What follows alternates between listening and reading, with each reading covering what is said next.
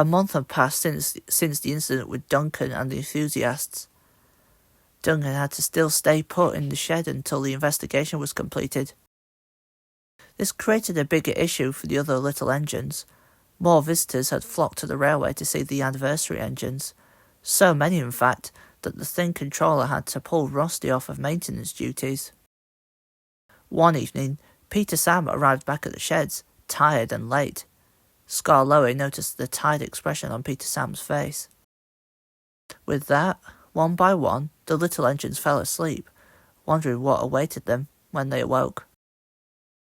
The next day, the engines woke up just as the thing controller came up. Everyone looked up to see a small blue tank engine puffing up next to Ivo Hugh. Sir Handel shut his mouth after that, but he was still cross. With that, the two engines left to find the coaches, while the thing controller continued to give the other engines their jobs. And with that, the thing controller walked away. Soon enough, Sir Handel was complaining again. Luckily for him, Peter Sam puffed away before he could finish. And Rusty pulled away before Sir Handel could say another word.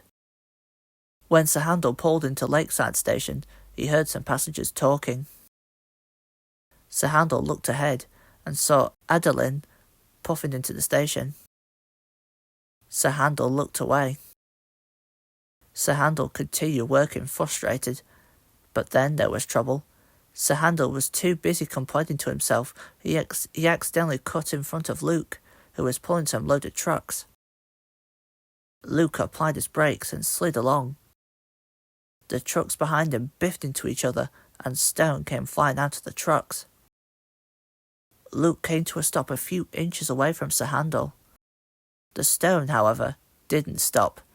It flew out of the truck and hit Sir Handel's cylinder. The rest of the day went by uneventfully, and Sir Handel did his work without fuss. Later, he was collecting the workmen to take them home for the night. As they departed from the quarry, Sir Handel could feel a slight pain from his cylinder, but he didn't think of it.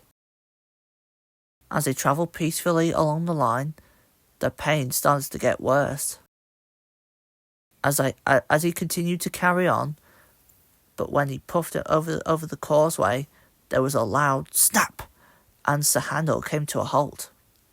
The driver hopped down and inspected the damage. Further up the line, Adeline was waiting for her passengers to board when the station master walked up. Adeline was uncoupled from the train and puffed away to help Sir Handel.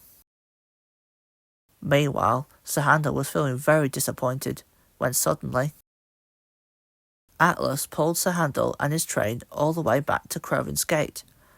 Then he shunted Sir Handel into the works. Atlas and Sir Handel are now good friends. Whenever one of them needs help, the other one is there. Atlas loves working with his new friends, and is very happy at his new home on the Scarlowe Railway.